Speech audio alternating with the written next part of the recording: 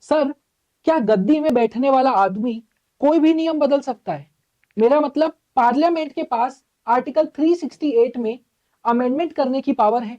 तो क्या पार्लियामेंट पूरा का पूरा कॉन्स्टिट्यूशन को अमेंड कर सकती है? और क्या नया कॉन्स्टिट्यूशन अमेंड कर करके बना सकती है? देखिए, आपका जो क्वेश्चन है वो बहुत सारे लोगों का क्वेश्चन है। इवन ये इंडिया की हिस्ट्री भी है, जिसे क्रोनोलॉजी के माध्यम से बहुत क्लियरली मैं एक्सप्लेन करता हूं। आपको बस पेशेंस के साथ सुनना है।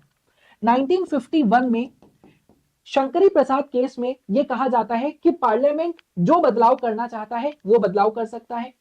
1967 का टाइम है जहां पे गोलकनाथ के केस में यह कहा जाता है कि पार्लियामेंट फंडामेंटल राइट्स को अमेंड नहीं कर सकता।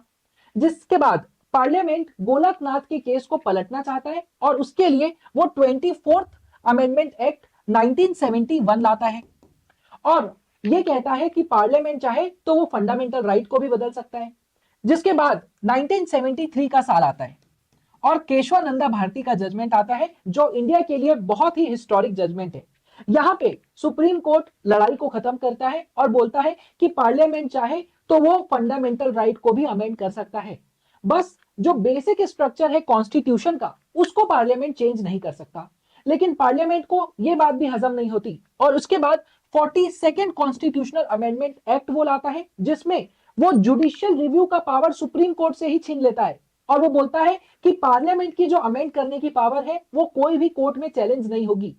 जिस 42nd कॉन्स्टिट्यूशनल अमेंडमेंट को 1980 के मैनेरवा मिल्स में सुप्रीम कोर्ट स्ट्रक डाउन कर देता है और जुडिशियल रिव्यू को अपहेल्ड करता है।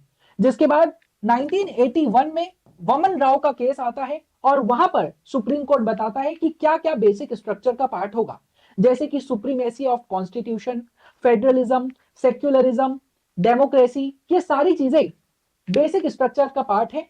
और एक लाइन में कहूं तो पार्लियामेंट जो चाहे वो बदल सकता है, लेकिन जो कॉन्स्टिट्यूशन का बेसिक स्ट्रक्चर है, बेसिक बुनियाद है, उसके साथ छेड़छाड़ नहीं कर सकता।